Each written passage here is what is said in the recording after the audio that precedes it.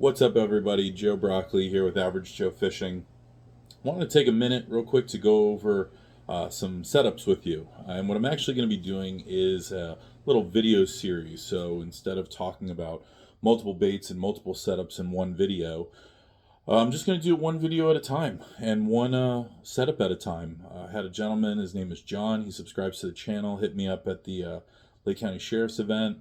It was awesome to meet him. It's always awesome to meet anybody that watches this content, because at the end of the day, I'm just going with the flow and learning how to do this, and if it sticks, then great.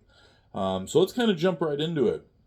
One of the biggest things that I've noticed when it comes to YouTube and when it comes to questions regarding fishing is, there's always that moment where people are trying to identify certain things. And one of those things is, what are the best baits to throw during certain times of the year? And although I appreciate it when people do say, oh, these are the three best for the fall, these are the three best for winter, these are the three best for spring and summer, etc. Here in Central Florida, in my opinion, a lot of these baits work non-stop. I mean, you've got guys out there that are throwing jerk baits on sunny days and they're catching them. You've got guys that are cranking in the winter and they're doing just fine.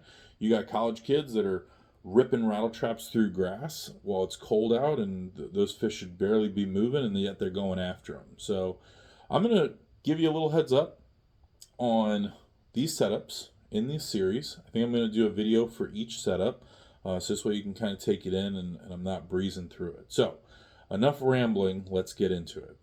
This video is primarily going to be about my Texas rig. It's my favorite setup, hands down. It took me a little time to fine tune, but I think I have it just right. Now, when it comes to the general basics, and I'm going to say it like that because, yes, it is basic, but there's a lot to it. And when I first started fishing, one of the hardest times I had was having conversations with people and trying to understand how to put a setup together and why. So I'm going to try to break this down the best I can with what I've learned. So first off, let's talk the rod. Okay, I'd go into certain stores asking about rods, and they'd show it to me, and they're pressing it on the ground, and they're whipping it up and down, and here I'm kind of doing the same thing, not having a clue in the world why. All I knew is, oh, okay, that feels light, that feels nice, whatever it is. I got sold on St. Croix, I got sold on Vexens, I got sold on all different types of things, and it wasn't until, I had a friend that said, hey, try this out.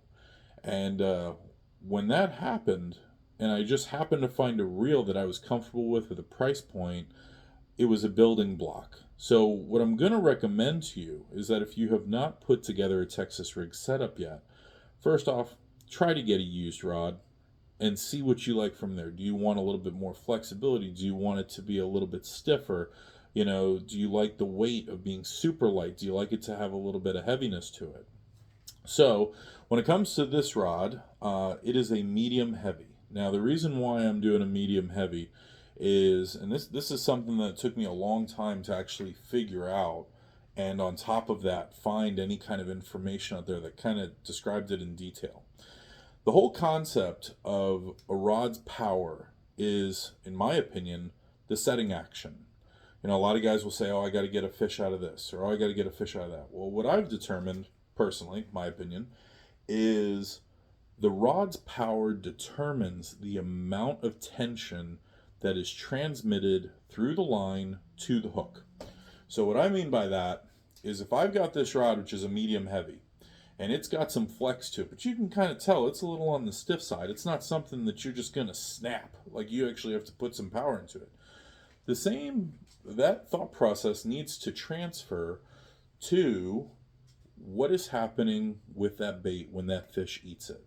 Okay?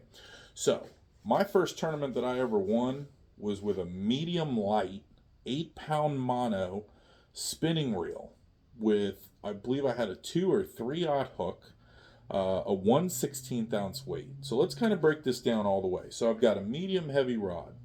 I want that medium heavy rod because if I'm going after 3-4 plus pounders and I set the hook, and I'm an individual that really doesn't have a real powerful hook set, like I'm more worried about breaking off, more worried about stripping that bait out of its mouth. So my hook set is usually upright over the shoulder, plenty of tension. The idea behind this medium heavy is to provide a certain amount of tension to this hook that when the rod loads, okay, so when this rod all of a sudden loads down and you pull up on it, this hook, depending on, of course, what size you're going after, has enough tension, and I can only equate it to like RPMs. That's what's in my mind. It has enough tension to pierce through the skin of that bass, okay?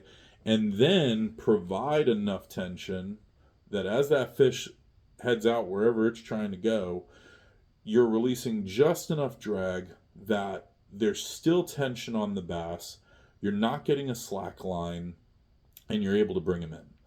So when you start talking about medium lights, mediums, when it comes to a Texas rig, you can find yourself in a little bit of a pickle there, because if you do have too light of a rod, depending on your line, and you go to set that hook, the reality is there might be so much play in that hook that there's not enough tension in the rod, not enough tension provided to the hook to come up and pierce through that fish's mouth and then still have enough tension. As a matter of fact, by the time you hook set, if there's not enough tension on that rod and not enough backbone to it, the transfer of energy down to that hook could be so delayed that at the end of the day, sometimes you're going to find that hook still inside of the worm, the tip of it, because it never had those RPMs to rip through and get that hook through the bait and then into the fish's mouth. Now, when it comes to the reels, and as far as height goes, that's a total preference. There's a lot of guys that'll fish like a 7. I'm more of a 7'1" to 7'3". I'm 5'8". I like the idea that as I'm standing up and I do load with my lighter hook set, that transfer, that arc up at the top, when I hook set, has the tension above me and away, that then I almost feel like that gives me a little bit of forgiveness when it comes to not breaking off, being able to throw a long distance and have that hook set and still provide that tension leading all the way through the rod to the hook itself. When it comes to the reel, total preference. I happen to like Abu Garcia's. I love their Revos. I love the Revo SX. Bearing wise, I won't get all into that because the reality is I still haven't learned the benefit of an 8 bearing reel to a 10 bearing reel. But what I can tell you is as you go up in bearings, you're going to feel a level of smoothness, and in my opinion, you're having a reel at that point that can handle a certain amount of pressure when it comes to catching a bass. So this is going to be a 7:3 to 1 gear ratio. Now that again took me forever to find. When it comes to me and my Texas rigs, I like to drag 3 to 4 feet and then reel in the slack. The idea behind this ratio reel is that as you turn it one time around, a certain amount of line is going to get pulled into that reel. So as an example, when I do one crank, it's a 7/3. That means that this internal spool is essentially going to turn 7 times and bring in X amount of line. I have found it feels anyway, like it's bringing in about 2 to 3 feet, somewhere inside there. But I'm going to make a video one day showing the difference of line that gets pulled in with the ratio. I'm throwing this on fluorocarbon, 17-pound fluorocarbon. The reason why I'm using fluoro is because fluoro sinks. If I'm fishing a bait that I want on the bottom, I want every opportunity to keep that bait as low as possible and keep it on the bottom. This is a worm. Have I ever seen a worm outside of dirt inside of a lake? No, I have not. But have I seen snakes? Have I seen eels in those kind of environments? Absolutely. Which is why I'm going to throw a green pumpkin or black, because it mimics that live bait. When it comes to the hook, after we get past the 17-pound fluoro, I'm usually using a 4/0. Rarely do I do 5. 4/0 offset. And I'm doing that with usually a 3/16 ounce weight. Tungsten, they have great ones on Amazon. You don't have to go crazy expensive. Even with the hooks, yes, some hooks are much stronger, and I 100% believe that as you get more into your game, a stronger hook might be necessary. But as far as cost effectiveness goes, you know, there's reels out there, there's rods out there, there's lines out there that you can start off where you're not spending a tremendous amount of money. And when it all boils down to it, you're going to lose baits. You're going to lose hooks. You're going to lose lots of different things. So with that said, you know, 17-pound fluoro, I do always use a bobber stop or a weight stop down at the bottom, or like a peg, to keep that weight in place. Sometimes it's been beneficial to not have that, though, because having that weight hit objects and sliding up and down, I think, creates a certain action that the fish do like.